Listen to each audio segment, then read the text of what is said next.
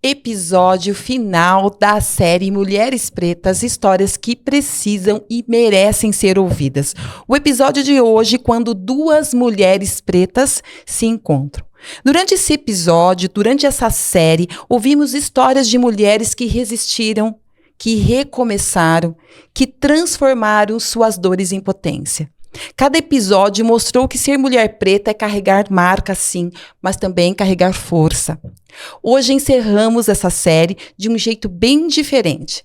Não há entrevistada e também não há apresentadora. Há duas mulheres pretas olhando uma para a outra e dizendo o que muitas vezes nunca tiveram espaço para dizer. Porque algumas conversas, elas não são apenas entrevistas, são encontros e encontros também curam. Tudo bem, Cris? Tudo bem. É uma honra tê-la aqui nesse episódio da série Mulheres Pretas, histórias que precisam ser ouvidas. Eu que agradeço, né? Mais uma vez juntas, né? Eu tô muito feliz também de poder contar um pouco da minha história. Cris, antes de você ser doutora, de você ser empresária, essa mulher de referência na área estética, quem era a menina Cris?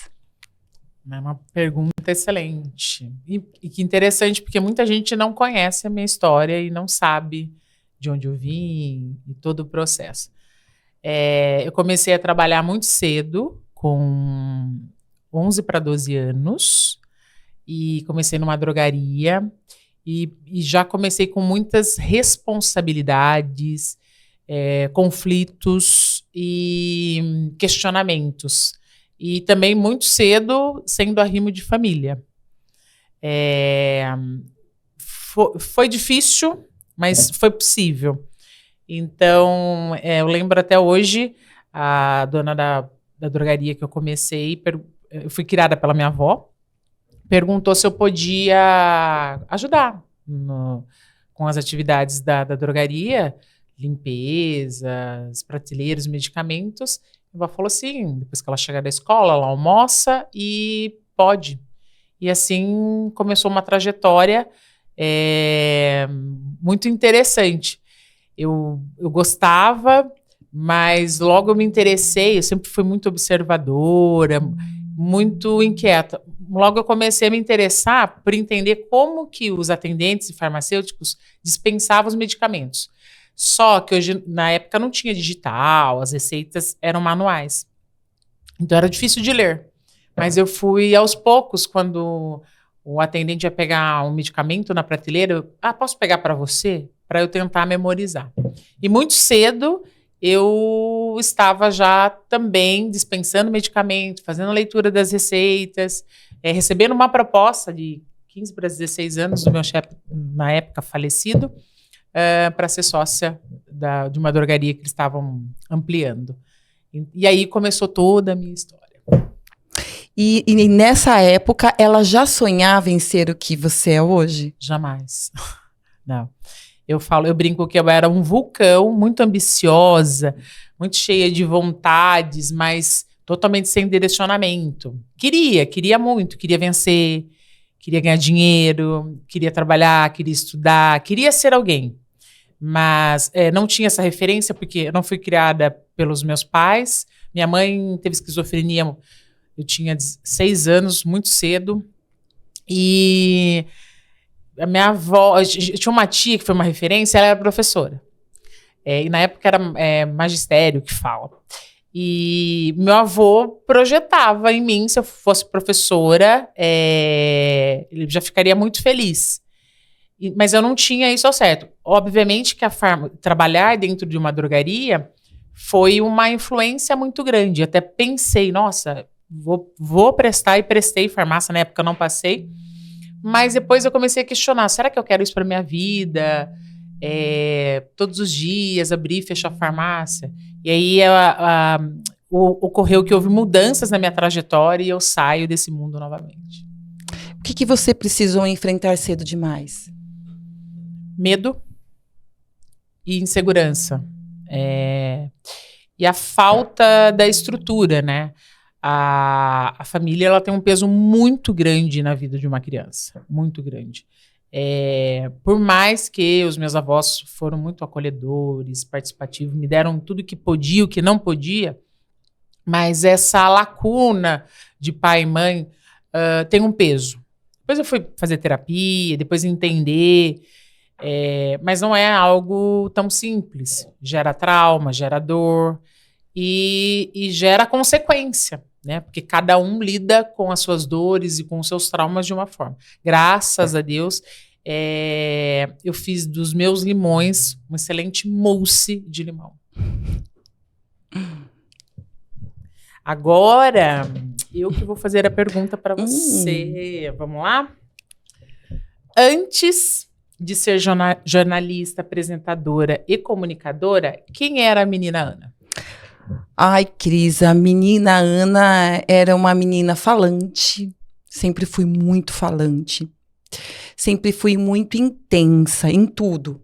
Né? Até hoje eu sou assim, né? Eu amo intensamente, eu fico triste intensamente, tudo para mim é muito intenso.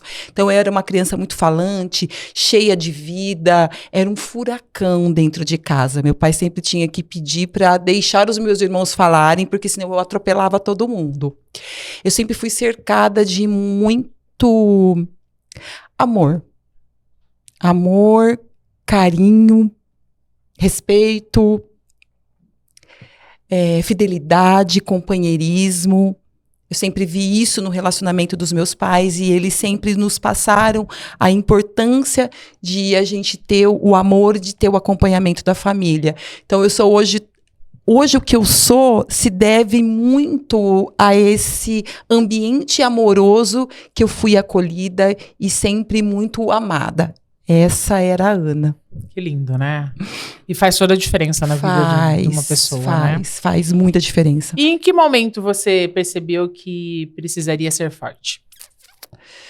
Eu falo que são 2 episódios. Primeiro, eu não tinha muita consciência, porque eu tinha uns 6 anos. E hoje eu faço a leitura desse momento, Cris, que foi na festa junina, né? Quando uma amiga de turma, no momento da escolha da noivinha da festa, disse que eu não podia ser a noivinha porque eu era preta.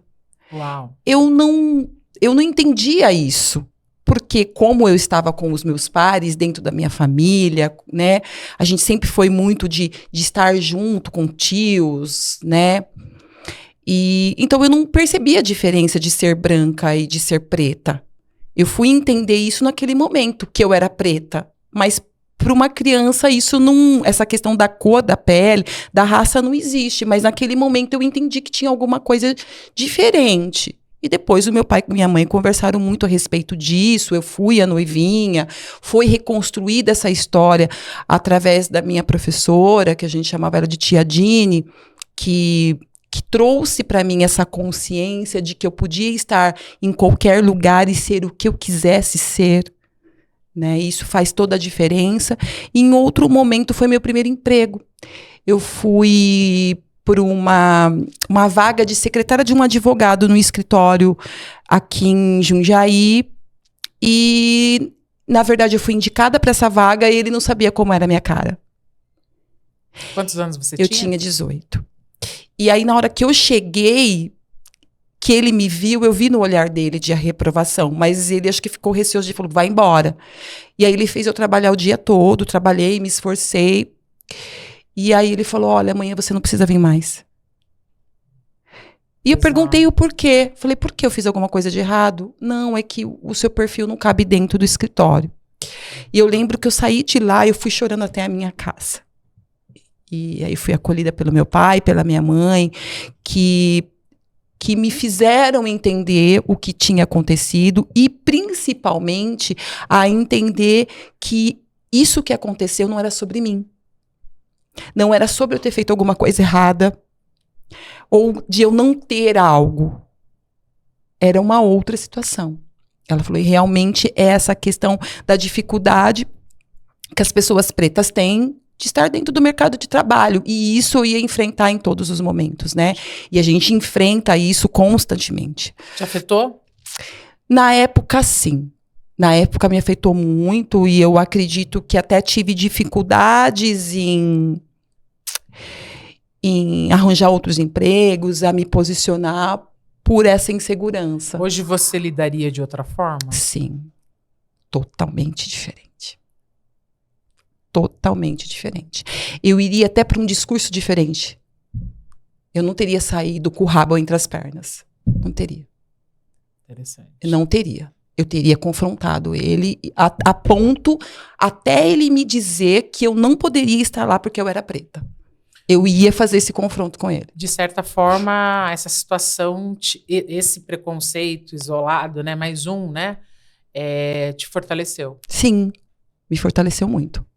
Né? Agora a gente vai pegando essas histórias, né, essas micro-histórias, e a gente vai se reconstruindo e entendendo esses processos. Né? A gente passa a vida inteira, eu falo que uma mulher preta, ela se reconstrói a vida inteira. Né? Cris, o que as pessoas enxergam é uma mulher bem-sucedida, né? Você é uma mulher bem-sucedida. Mas qual que é a batalha que ninguém vê que você trava todos os dias?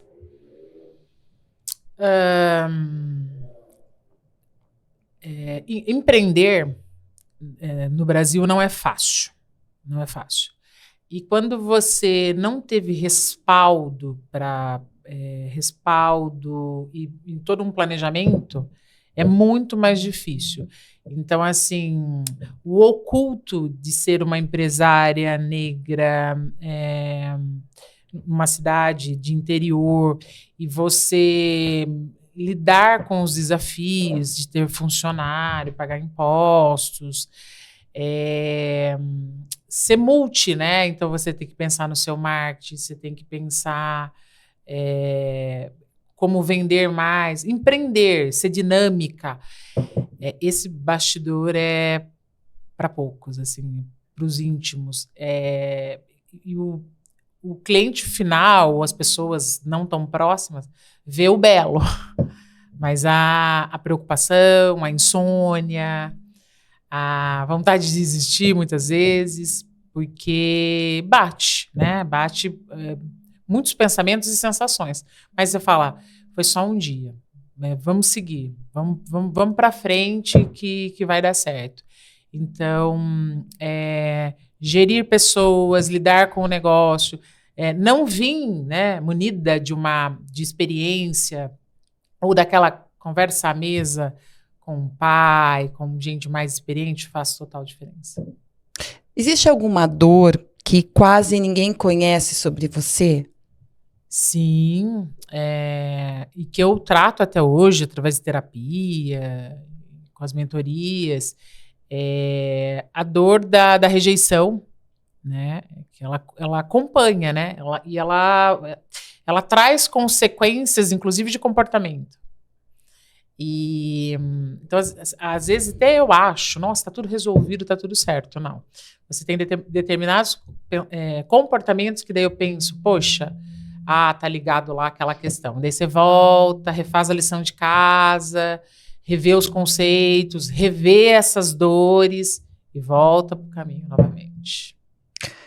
E se você me permite, eu vou até responder também dessa questão dessa dor, e eu acho que é muito parecido com das mulheres pretas, né? A gente conversa com muitas e muitas trazem isso, né? Essa questão da rejeição. E eu vou para a questão da solidão da mulher preta. Eu não sei você, mas eu tenho muita dificuldade de me relacionar. E eu lembro que o meu pai, ele, no leito de morte mesmo, ele me disse que ele não queria ter filhas. Ele me pediu perdão porque ele não queria ter filha. E eu nem sabia disso. Porque ele nunca me rejeitou, eu nunca senti uma rejeição paterna durante a minha vida toda. Só naquele momento mesmo é que ele falou isso pra mim. Eu falei, pai, nessa altura do campeonato já vai me dizer que o senhor não queria que eu nascesse. Ele olhou assim e falou, é por causa da dificuldade que uma mulher preta tem. Eu vi as mulheres da minha família em ser respeitadas por homens, em ser respeitadas dentro do ambiente de trabalho. E eu sempre tive muito medo que isso acontecesse com você. Eu não queria que uma filha passasse isso. E eu não entendia. Depois de um processo todo, sabe, Cris, eu entendi essa solidão e entendi essa dor que realmente eu tenho. E realmente isso acontece. E realmente isso é real. Uma mulher preta, historicamente, a gente olha para a nossa história, né, para os nossos ancestrais, a gente vem de uma condição subhumana, né? E uma mulher preta era um objeto. Sim. Era um objeto. Então, a gente carrega esse peso e em 2026 ainda respinga na gente. E muito. Então, um homem, às vezes, se aproxima de mim. Eu não sou o tipo de mulher que é assumida. Né? E eu percebo isso, né, em algumas falas. Eu não sou assumida. Eu sirvo para os bastidores, lá bem no escondidinho. Então, me posicionar e hoje falar, eu não vou me relacionar porque eu não sou um objeto, dói falar, mas, ao mesmo tempo, eu me orgulho de me posicionar dessa forma. Porque eu tenho uma pessoa que realmente me ama pelaquilo que eu sou, e ele realmente se orgulha do que eu sou, ou eu não preciso disso. Com certeza. Né? Mas chegar nesse lugar e entender isso foi muito intenso.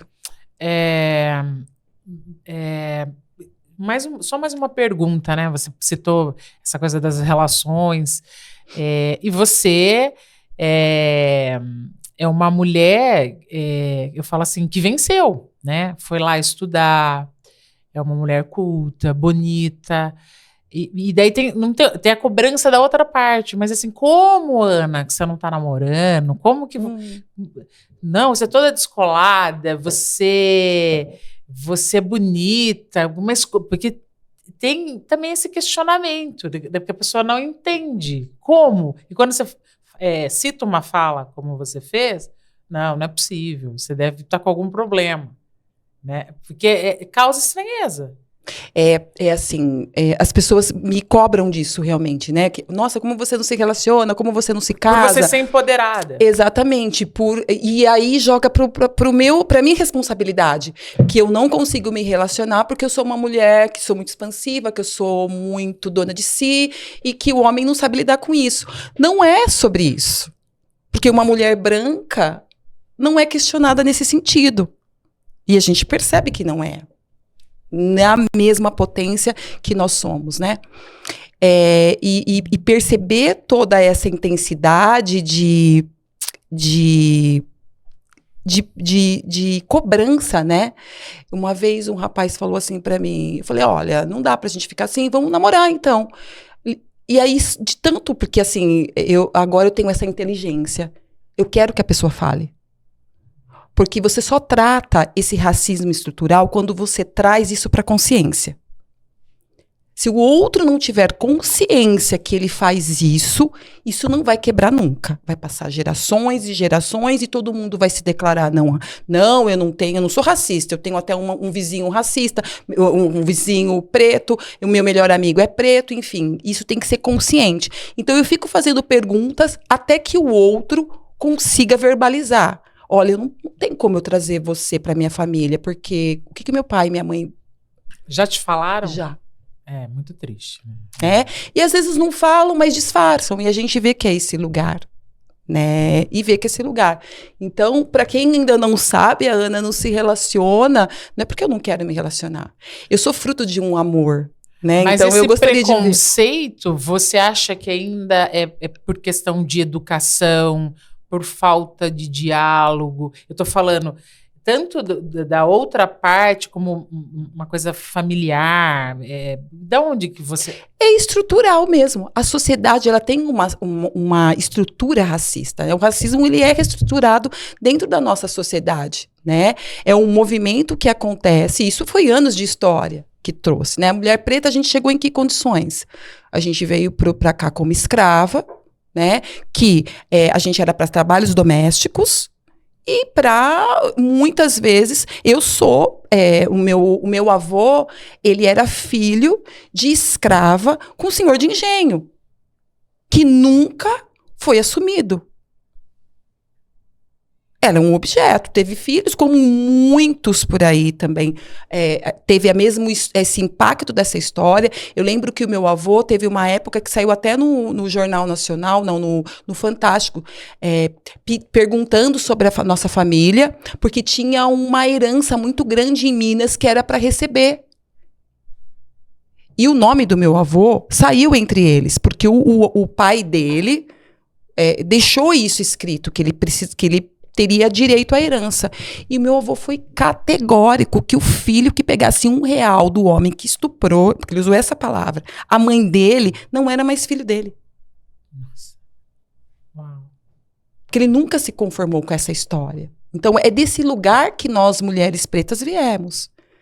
E que ao longo desse processo, muita coisa mudou, né? Com a luta de muitas mulheres pretas para se colocar dentro do mercado de trabalho, para ser respeitada quanto pessoa. Mas tem muita coisa ainda, né? Para mudar, para a gente falar que realmente a gente vive numa sociedade que não é racista.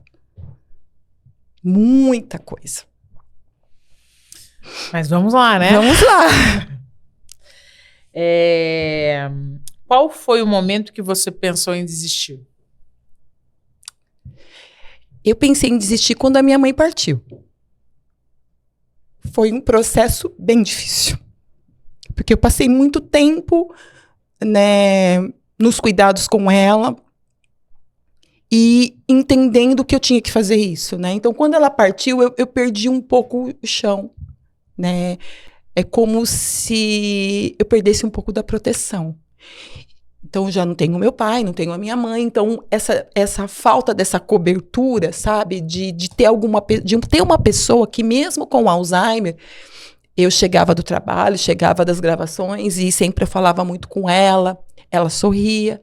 Eu sentia a validação dela, né? Eu me sentia segura. Você é filha única? Eu tenho 2 irmãos. Ok.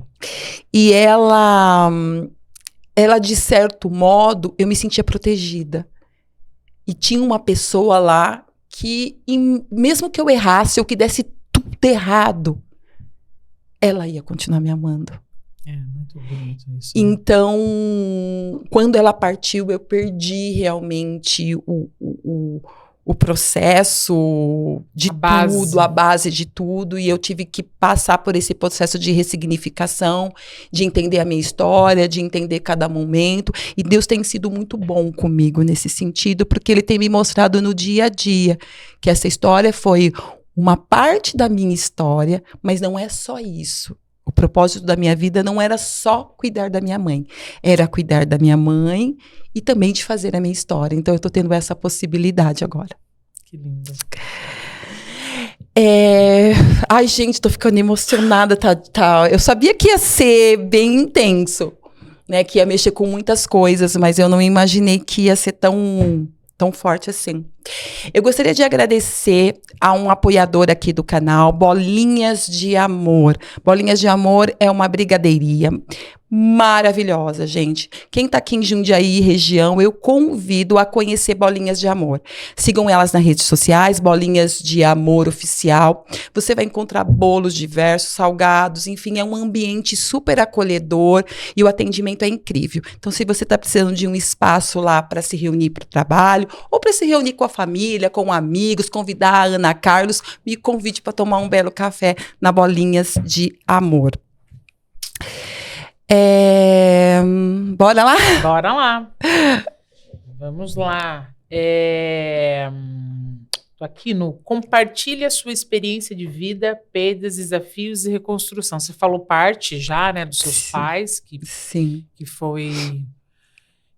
Que é marcante, né? A gente carrega, né? Eu tenho isso com a minha avó também. É difícil, tem dia que fica pior. Mas a gente pensa no quanto foi bom, né? Eu sempre penso em ver o quanto foi bom, o quanto eu fui feliz, né? E eu acho que é importante a gente ter essa clareza, né? De festejar, de celebrar as coisas boas que aconteceram com a gente. Mas eu tô aprendendo que, além de celebrar as coisas boas que acontecem na vida da gente, a gente tem que continuar. E o continuar não é ruim. O continuar não é dizer que você esqueceu. O continuar não é dizer que aquilo que passou não é importante. Né? Eu tô tendo essa chance, Eu acordei hoje, eu comecei a olhar para isso, eu acordei. E isso é uma frase do meu pai, 2017, lá no leito de morte dele.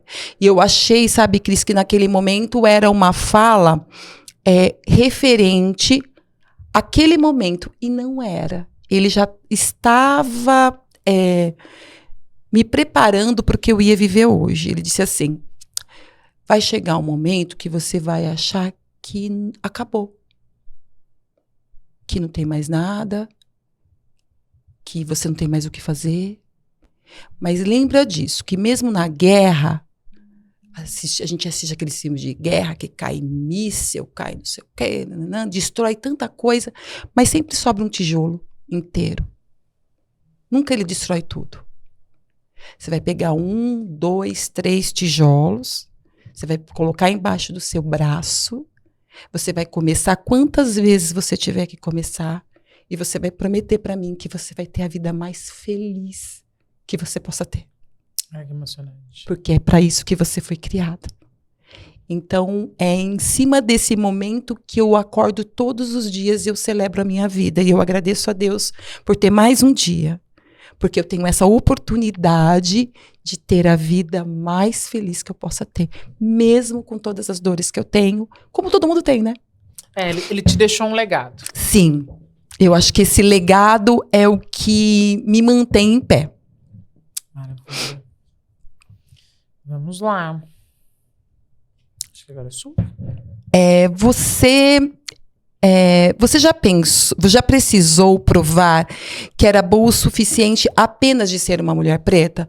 Você já teve essa percepção dentro do seu trabalho ou dentro dos relacionamentos que você sempre tem que provar um pouco a mais? Nunca é o suficiente? Você tá tendo excelência, mas se tá excelente e tem uma pessoa branca, a sua excelência tem que ser sempre acima. Você tem essa percepção das pessoas te cobrarem isso?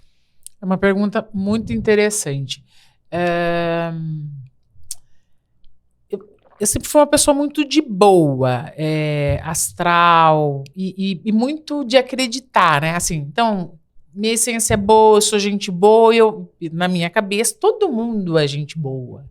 Então, quando você cresce com esse conceito, o seu lado crítico e também aquela coisa de não acreditar, eu acreditava em todo mundo, até que me provasse ao contrário, né? Ou a pessoa se revelasse. Então, tanto a questão do racismo, depois para eu entender, nossa, aquilo foi um ato racista. Não era claro isso para mim.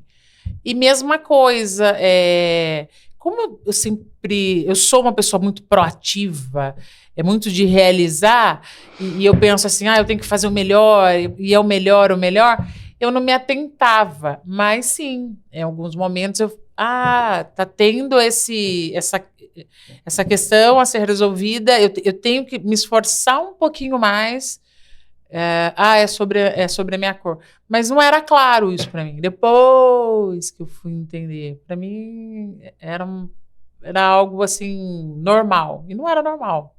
Quando que você percebeu que o preconceito fazia parte da sua caminhada? Você teve essa percepção em algum momento da sua vida que você ia ter que aprender a lidar com isso, saber como lidar com isso, né? E lutar contra isso também, né? Porque a gente não tem que aceitar essa situação. Então, vamos lá. O meu avô ganhou na loteria e ele jogou o bilhete. Você falou alguma coisa muito parecida aí da vinda, né, do seu bisavô. E ele jogou o bilhete e uma TV na época, se eu não estou pronunciando errado. Achou ele um ano depois de ter ganhado, porque escrevia no bilhete antes os nomes, endereço, tal. E acharam ele. E era muita grana na época, e que ele não soube administrar, mas uma das coisas que ele fez muito interessante foi... a minha mãe mora até lá hoje, nesse bairro, na minha cidade, um bairro bom. Ele comprou a casa, ele se instalou. Um bairro de pessoas brancas, né? Colégio bom, bem estruturado, bem localizado na cidade. E eu brinco que na casa da minha avó tinha bidê, né? Bidê. Guarda-roupa embutido. Só que ele perdeu a grana, né? E aí a gente, então, morava num bairro bom que, no final das contas, a gente não tinha condição de manter aquela casa naquele local. E não era claro isso também para ele. Nossa, cadê o carro na garagem? Por que a gente não tem empregada? Por que a gente não vai a restaurantes? Por que a gente não come assim? Porque eu fui para colégios também, que em sua maioria minhas amigas eram brancas. Então, a branquitude era referência para mim, em tudo. E eu tinha convivência com os meus primos, né?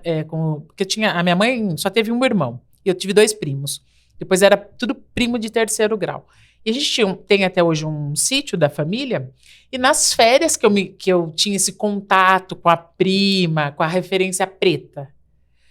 No dia a dia, no final de semana, era branco. Eu lembro uma situação que eu peguei uma vez, tudo era branco. Eu peguei o cabelo da boneca, eu recortei e colocava em cima do meu, porque tudo a referência. E era branca. E quando eu fui fazer meu Deus, como que chama? Meu primeiro... Na igreja católica que a gente faz. Primeira comunhão. Primeira comunhão. Aí que eu lembro, o menino branco, ele não fica ao meu lado. Tenho até foto até hoje. Você vê que ele tem... E era um menino gordo. E jamais, né? Jamais eu teria uma gordofobia, né? Nem saberia discutir isso. Mas você viu uma vergonha dele estar ao meu lado. Depois que eu fui entender, e a foto traz esse reflexo, né? Todo mundo entrou, né, lado a lado, e ele ficou. Mas depois, e tanto ouvi sobre racismo, que eu fui me atentar a esse olhar. Porque para mim estava tudo certo. E aí, quando você coloca sobre relações, quando adolescente, daí começa essa questão de todos as amigas estarem se relacionando. Eu tinha ali uma paquera e tal, mas não era tão normal. Por quê? E eu olhava para o homem branco, porque aqueles que estavam ao meu lado. Sim. Essa era a referência que você tinha. Então, assim, foi um pouco mais demorado e foi bastante velado para eu entender o contexto que eu estava inserida. Você sabe que você falando isso, eu lembrei da festa junina, e realmente, eu lembro quando eu cheguei, porque a minha mãe e meu pai nem tinham dinheiro na época para fazer isso, mas fez o vestido, parecia uma noiva, eu tenho a fotinho, parecia uma noiva de verdade. E a minha família foi uma festa, parecia um casamento mesmo. E na hora que o menino chegou, o noivo, ele tava com vergonha.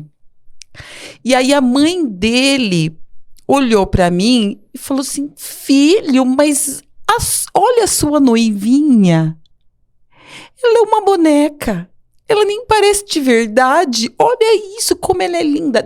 E ela, acho que percebeu o que estava acontecendo e quis consertar. Hoje eu entendo esse momento, sabe? E aí ele me deu o braço para entrar, porque ele não estava querendo entrar comigo. E outro dia já faz um tempo, encontrei com ele, aí eu esnobei também, sabe, Cris? Eu falei, nossa, olha como você ficou feio. Isso eu amo agora. Isso aí eu amo. Porque eu falei, olha, que não queria entrar comigo e olha o que você é. Faz parte. Faz parte, mas enfim, agora quando você falou dessa situação, eu acabei lembrando. Eu amo, porque eu tive fase, né? Então, adolescente, você tem espinha, depois eu fui mais gordinha, depois eu dei uma crescida assim, esquisita. Depois eu fiquei meio bonitinha, daí teve fase que eu engordei, enfim, várias fases. Mas, agora, no final, eu tô bem bonitinha, eu brinco.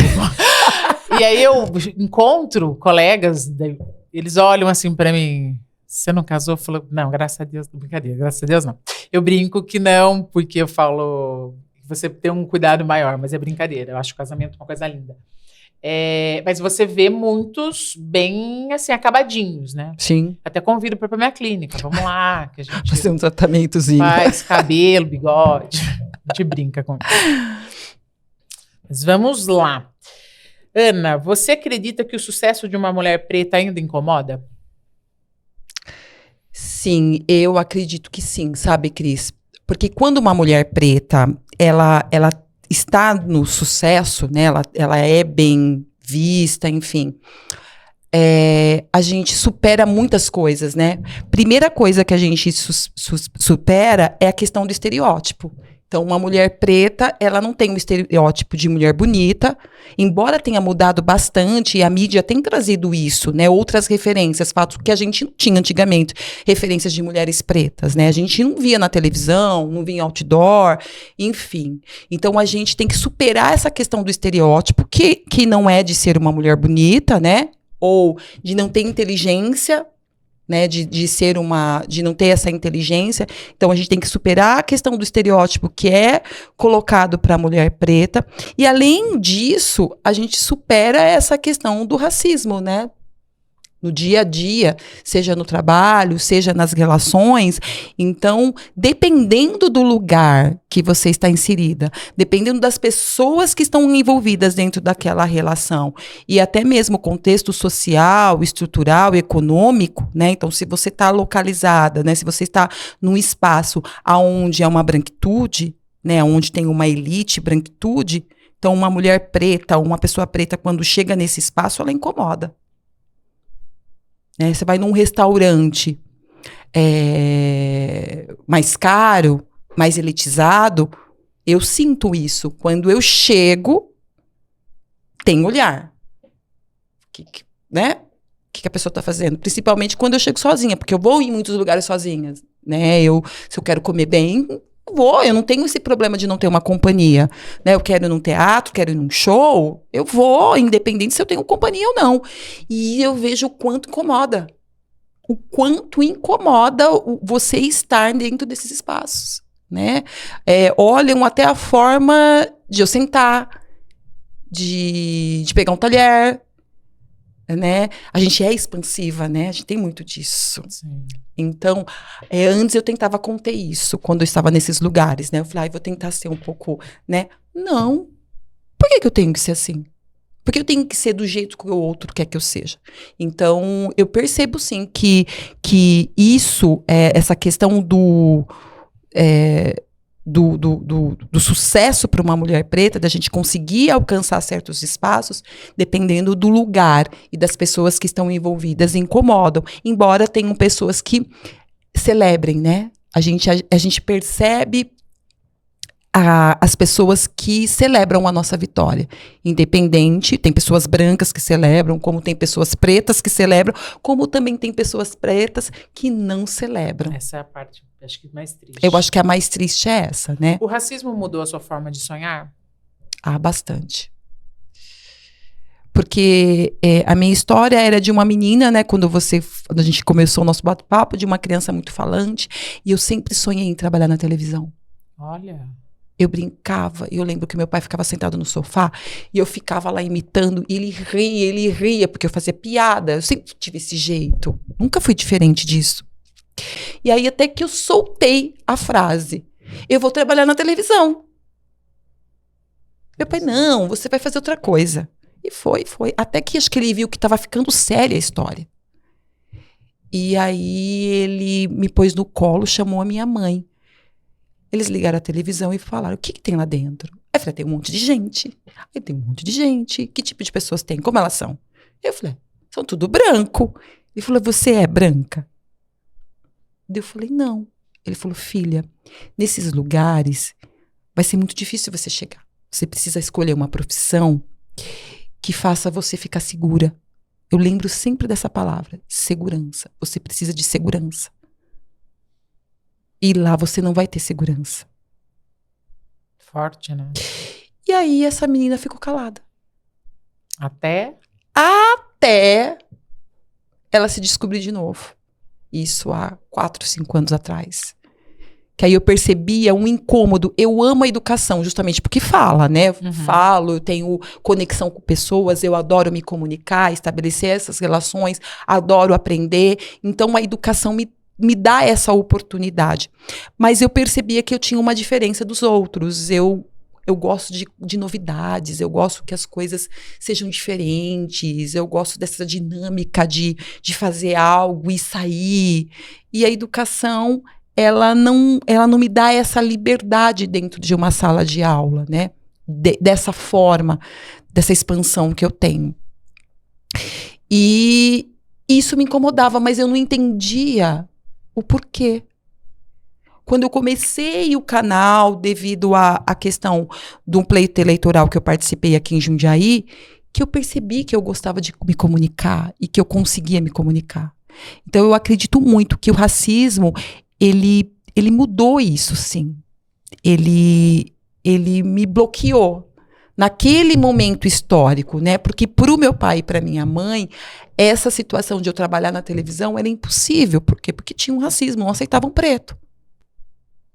Isso era um fato, não tinha preto na televisão. Muito diferente. Depois de muito tempo apareceu uma Glória Maria, mas quanto tempo ficou só a Glória Maria?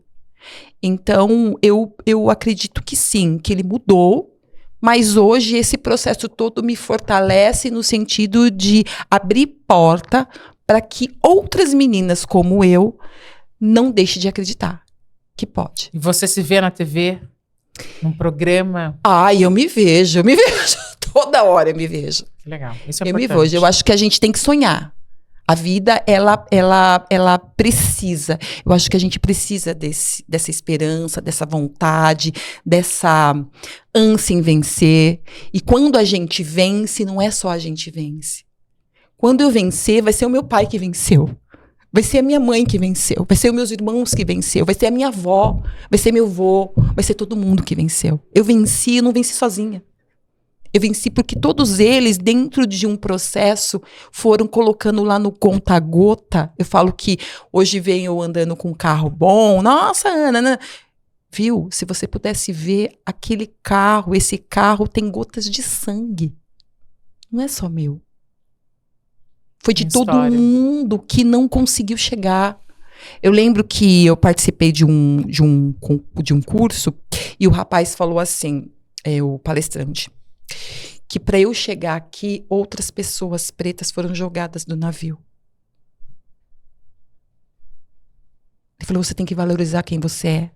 Porque para você chegar aqui, teve uma e um que cruzou e passou um oceano inteiro com atrocidades. Foi isso que a sua família passou. Ele venceu o processo de escravidão para você chegar aqui. Não é pouca coisa isso. Então a gente tem que celebrar sim os nossos avanços, as nossas dificuldades, celebrar isso, celebrar a nossa ancestralidade, as nossas conquistas, porque não é pouco que a gente passa, né? Exatamente. Ai, gente, eu tô assim, enfim, vamos lá.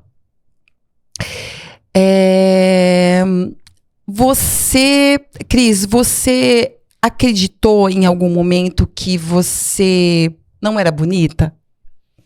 Eu cresci não achando isso. Olha que interessante. O espelho era um problemaço para mim. Muito sério. Muita insegurança nesse requisito. E eu falo que foi muito tarde que eu vim reconhecer, reconectar e me achar. Hoje eu me acho muito bonita, muito inteligente, muito interessante. E é um ponto. Eu acredito muito em energia, né? Você falou também algo, só voltando um pouquinho sobre relações. Quando não fica muito certo sobre a nossa identidade, porque essa coisa da beleza, ela está ligada à identidade. Ela tem traços aí da rejeição. É um arsenal de fatores.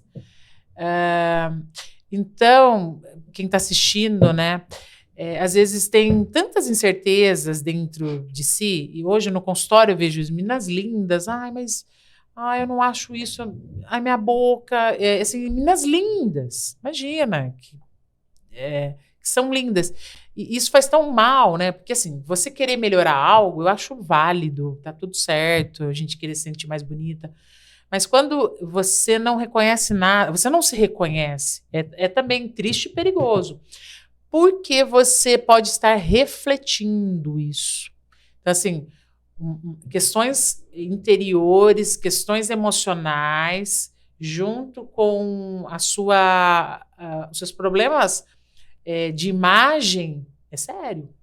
E vai respingar, vai refletir no outro. Demorou para eu entender isso. Porque, às vezes, comportamentos que eu tinha, ele estava ligado a essas inseguranças, esses traumas, esses barulhos que eu tinha na cabeça.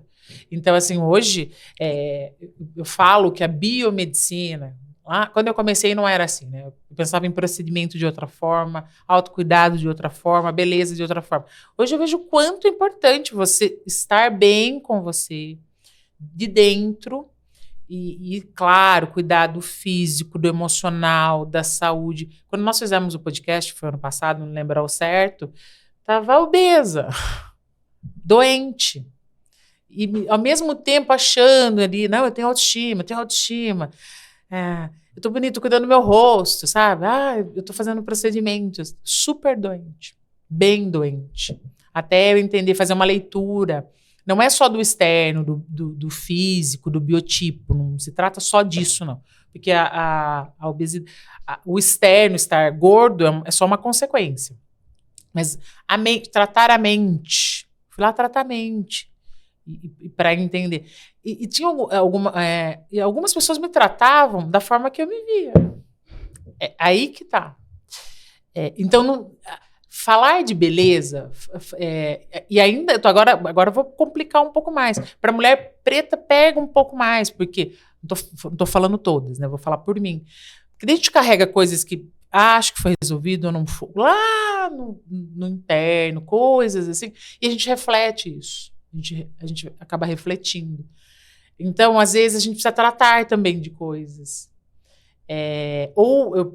Agora eu vou mexer com a sua cabeça. Por que a Ana repete comportamento com esses homens mal resolvidos? Porque também tem caras, brancos, negros, não importa, que te acham maravilhosa e não tá, energeticamente, vocês não estão se encontrando. Porque talvez você não, sei lá, passe essa fase, ou não se abra, ou você já carrega esse receio, da rejeição. E gera um bloqueio. Então a gente tem que tomar também um pouquinho de cuidado, porque senão a gente fica atraindo aquele comportamento vicioso e atraindo esse tipo de pessoas. Então a gente tem que cuidar mais, né? Quando a gente fala de autocuidado, de beleza, é fazer uma limpeza, assim, tanto emocional, olhar para o espelho e ver um pouquinho mais além, né? Você sabe que essa questão de se achar bonita era algo para mim. Eu ainda tenho que trabalhar isso. Muito. Porque eu não consigo lidar com elogios. Quando alguém fala, nossa, você é linda, você não sei o quê, eu sempre acho que a pessoa tá tirando sarro de mim, ou eu não consigo ir para esse lugar. Por mais que eu tente, e eu faço esse movimento, né? Eu falo que eu me olho no espelho, eu faço tudo, né? Ana, você tá linda. Ai, como você tá linda. Mas se uma pessoa chega e me elogia, acabou. Eu travo na hora. Só vou cortar você um pouquinho. Quando você faz essa fala, eu lembro quando eu fazia as minhas dietas. Eu estava indo super bem quando alguém chegava. Você emagreceu, como você tá linda. Dava 15 dias, 30, eu voltava a engordar. Ai. Eu rejeitava aquele elogio. Porque eu não era questão que eu não me via, eu me via. Mas era um lugar que eu achava que eu não pertencia. Ter um corpo saudável, estar... E não foi 1, 2 vezes. Eu voltava. E hoje não. Cris, você tá magra. Eu falo, no processo. Não cheguei ainda. E sabe o que é interessante? É importante a gente saber que quando a gente fala sobre isso, a essência da Ana é da menina, Ana. É da menina. Alegre, extrovertida, feliz. Só que virou adulta. Mas existe essa alegria, essa menina. E eu gosto disso. Eu falo assim, que a mulher tem que ter o lado doce, sabe? A leveza. Porque senão você fica uma mulher pesada. Então, assim, a leveza tem que existir para você seguir, né? Então, às vezes, o seu lado negativo ou não tão resolvido aflore mais do que a menina Ana. Então, às vezes, é um ajuste. E aí, eu acredito que nós somos um imã e a gente atrai. Sim. Bora lá? O que significou aprender a amar seu cabelo, sua pele e sua história? Nossa, esse negócio de cabelo foi intenso pra mim. Essa eu esqueci, transição capilar. Essa transição capilar me trouxe tantas questões, sabe, Cris, que eu não enxergava antes. Eu tinha sempre o meu cabelo. Eu não lembrava do meu cabelo. Esse meu cabelo natural eu não lembrava, porque a minha mãe era trançava. Minha mãe era a mulher dos penteados. Eu parecia uma boneca na mão dela, né? Porque ela me penteava de todas as formas. Então, eu acordava, ela trançava. Antes de ir para a escola, era uma outra trança, porque eu não ficava com o cabelo. E aí, quando eu ia dormir, ela me trançava de novo. Eu nunca estava despenteada. Meu cabelo sempre estava com jeitos diferentes, enfim. Então, eu passei a minha infância toda assim. Quando entra na adolescência, começa a ter essa questão, né? Porque eu estava num lugar de branquitude, né, que tinham alguns acessos, então eu não tinha muitas amizades pretas, a maioria era branca, pelo próprio colégio onde eu estudava, então todo mundo de cabelo liso. E aí eu já não admitia trança. Aí era rabo, só assim. Rabo, ou no máximo uma trança embutida, duas, só. E aí eu entro na minha juventude, eu querendo alisar o cabelo. Meu pai não permitia alisar o cabelo. Eu só fui alisar o cabelo quando eu trabalhei e tive meu dinheiro. Recebi o dinheiro, fui fazer o quê? Alisar o cabelo. Mas eu tive que olhar para essa parte da história para entender o que aconteceu. E daí, a partir daquele momento, eu comecei a alisar o cabelo e não parei mais. Até que chega 2021 e eu tenho um burnout. E eu comecei a fazer a progressiva, o cabelo começou a derreter. Eu usava progressiva, meu cabelo estava na cintura. Progressiva e fazia luzes. Meu cabelo era um deslumbre. E aí fui na médica, nutrólogo, ele falou, para de alisar o cabelo. Eu falei, não, você tá louco, que eu vou... Imagina, e fora que a facilidade do cabelo liso. E aí na minha cabeça, eu estava fazendo o alisamento porque era mais fácil. Eu não conseguia enxergar isso. E uma cabeleireira falou isso pra mim. Ela falou, Ana, pra você passar pela transição capilar, você vai ter que entender a sua história. Por que você começou a alisar o cabelo? Eu falei, porque é mais fácil. Ela falou, não, olha direito. E aí eu fui entender que eu fui alisar o meu cabelo naquele momento pra ser aceita. Eu queria ser igual a todo mundo. Todo mundo tinha cabelo liso, por que eu tinha cabelo crespo? Ela falou, senão você não vai conseguir passar. Vai ser uma tortura para você. Você vai ter que olhar isso enquanto processo de crescimento pessoal. Você vai entender o porquê. Se você não fizer isso, não tem sentido transição capilar. Eu falei, mas eu não vou poder alisar o cabelo mais. Enfim, fui olhar para isso com terapia e até que eu consegui verbalizar. Eu usava meu cabelo liso para ser aceita pelas pessoas.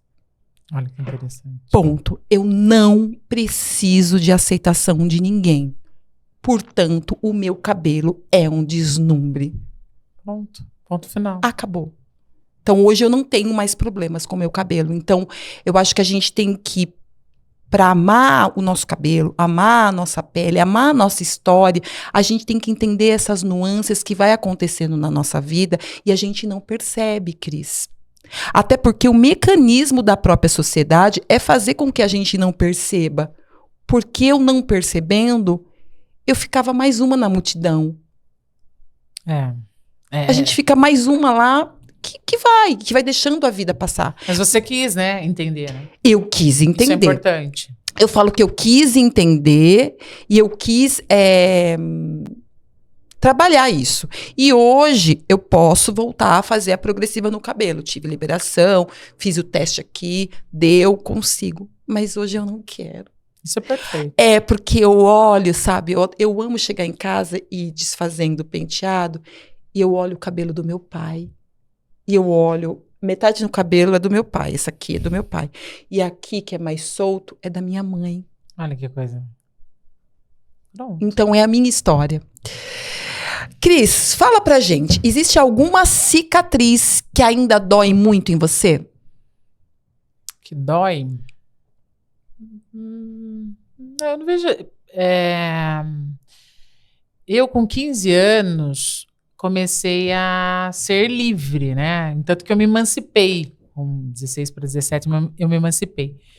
O que não ter crescido na família normal, vamos dizer assim, com pai e mãe presentes, e minha avó era uma mulher muito rígida, muito séria. Então, assim, quando eu pensava em fazer algo de errado, eu pensava nela, nos princípios que ela carregava, na força que ela tinha. Então, eu tinha até vergonha. Mas, por outro lado, né, que é ímpeto, eu cometi alguns erros, né, e queria fazer coisas além até da minha idade. Hoje eu vejo, né, hoje eu entendo como que você viver estar dentro de uma casa e ter regras, norma, disciplina, é importantíssimo para a vida adulta. Senão você vai ter que resolver isso quando adulto. Então eu queria. Tinha noção de algumas coisas, de responsabilidade, em outros momentos não. Então você acaba tendo consequência. Então, eu tive muita liberdade. Alguns, assim, em sua maioria, acho que eu fui bem. Mas, por outro lado, se eu tivesse sido mais cobrada, mais disciplina, eu estaria colhendo hoje algo... Eu atrasei alguns momentos da minha vida, na realidade, com essa questão de muita liberdade. Então, quando eu ouço alguém falando, minha mãe não deixa, aceite que você vai entender lá na frente a visão dos seus pais, ou quem está cuidando de você, o quanto essa restrição lá na frente vai te garantir tantas coisas boas. E hoje eu sinto essa falta, algo que eu falo, por exemplo, educação financeira, você não aprende na escola, você tem que aprender em casa. Então, assim, quando você acha que o dinheiro ele é papel, você vai sofrer na vida adulta. Uma das coisas, por exemplo, eu já trabalhava, eu sempre dou um jeito, Não, você não se dá jeito. Você senta, planeja, gasta menos que ganha, é importante, coloca o objetivo onde quer chegar, como você vai chegar, o que você vai deixar de fazer, o que você vai adiar, planejamento. Acho que isso faltou um pouco e eu sinto esse reflexo até hoje na vida adulta. Eu quero agradecer mais um apoiador aqui do canal, a Casa Corraça. A Casa Corraça é uma casa de tratamento de beleza, tratamentos estéticos. Eu quero agradecer a Fabiana, que me arrumou hoje, gente. Ela faz com tanto carinho o meu cabelo, enfim, maquiagem, todo que é tipo de tratamento estético tem na Casa Corraça. Então eu quero agradecer ao apoio dela. E se você está em Jundiaí região, está precisando de alguém para cuidar de você, eu recomendo a Casa Corraça. Sigam elas nas redes sociais, @casacorraca. Um super beijo, meninas, e obrigada pelo dia de hoje, que foi incrível. A gente está indo para a reta final aí do nosso episódio final aqui da série Mulheres Pretas, histórias que precisam e merecem ser ouvidas. E nesse momento especial, Cris, eu queria falar com você a respeito de uma novidade que é no nosso canal de primeira mão, né, gente? Sim. O lançamento do livro A Improvável. Fala pra gente sobre esse lançamento, o que é esse livro, o que é esse novo projeto. Eu falo que são conquistas, olha que interessante falar isso, inclusive para os jovens, quem está assistindo, sonhos, vamos falar sobre sonhos, né? A gente tem que acreditar nos nossos sonhos.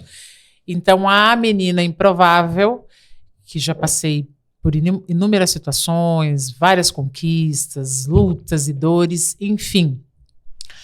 Eu brinco, eu nunca sonhei, eu olhava, admirava a Glória Maria, mas eu nunca sonhei para a TV, já pensei em jornalismo, mas não tinha esse sonho. Em 2022, 23, a minha assessoria me disse que eu vou participar de um programa de TV, e isso já foi inusitado. Mãe, estou na TV, né? Uma coisa mais ou menos assim. E aí aconteceu essa experiência de eu ir apresentar as minhas receitas, e hoje participar de várias canais de TV, que é muito gratificante. E em uma dessas minhas idas à TV, eu conheci na Gazeta a editora da Patrícia Querida, e agora, 12 de setembro, na Bienal de São Paulo, vou lançar a minha biografia, A Improvável, que eu venho contando Eu tenho um nascimento um pouco conturbado, fora do comum, mas que vale a pena as pessoas lerem para entender. Como eu falei aqui, eu vim de um bairro bom, porém que faltava estruturas, né, assim, para manter aquela nossa moradia, etc. E esse foi um dos grandes questionamentos. E faltou muita coisa. Estrutura familiar, perrengues, finanças e tal. Mas, graças a Deus, muitos superados, muita coisa eu consegui ressignificar. E muita trajetória de trabalho, você fez um plano, sai por outro, enfim, esse livro fala muito isso, de decisão, escolha, o que um jovem passa, o que eu passei, né? Então, assim, eu vou contar, certa vez uma pessoa me fala, Cris, guarda esse tijolo na sua casa, depois eu tenho acesso, etc. A gente está falando de um tijolo de maconha. Graças a Deus esse fato não ocorreu. Mas, assim, coisas que um jovem passa. Então, assim, quem olha para mim hoje, na minha clínica, tá tudo certo, um lugar lindo, um bairro nobre, como se eu tivesse nascido dali. Não nasci, teve uma trajetória, e essa trajetória, muitos momentos difíceis, mas graças a Deus, a maioria é superado. Então, e eu quero falar isso para o jovem, para as crianças, para a educação hoje, que é possível a gente vencer, ressignificar, mudar caminho, trajetória, e foi isso que eu fiz com a minha história. Vai ser quando mesmo? 12 de setembro na Bienal, em São Paulo. Então, todos convidados, 12 de setembro, marca a data e prestigiar o lançamento do livro A Improvável. O seu já está guardado. Com certeza eu vou estar presente, sim. Eu faço questão de estar presente. Estamos indo para a reta final. Se você pudesse voltar no tempo e abraçar aquela menina Cris... Você venceu. O que você falaria para ela? Você venceu. Ai, deixa eu pensar o que eu falaria. Eu ia falar, continue os seus sonhos. Continue os seus sonhos e não duvide do que você pode fazer. É isso aí. Isso aí. Gente, foi uma honra ter você aqui, doutora Cris. Foi um privilégio enorme ter você aqui no nosso episódio final. Não poderia ter sido mais gratificante poder conhecer pessoalmente você, conhecer a tua história, né? O livro A Improvável vai trazer as informações, tudo que você projetou, mas eu me alegro com a sua vitória, eu me alegro de ver que você conseguiu chegar. Eu também agradeço a oportunidade e que a nossa voz possa chegar em muitos lugares e toque muitas pessoas, transforme e que seja de grande utilidade. Durante essa série, entendemos que histórias mudam vidas. Porque quando uma mulher preta conta sua verdade, ela dá coragem para que outra mulher também conte a sua. Hoje encerramos essa temporada, mas a nossa história ela continua sendo escrita todos os dias. Que nunca nos falte voz, que nunca nos falte espaço e nunca nos falte coragem para ocupar lugares que durante muito tempo disseram que não eram nossos. As mulheres que vieram antes de nós, as que caminham ao nosso lado e as meninas que ainda estão descobrindo sua força. Essa série foi para vocês, porque as nossas histórias, elas não começaram apenas na dor, elas continuam na resistência, elas continuam na esperança e principalmente na certeza que somos incríveis e somos suficientes. Eu sou Ana Carlos e essa foi a série Mulheres Pretas, Histórias que Merecem Ser Ouvidas. Até a próxima!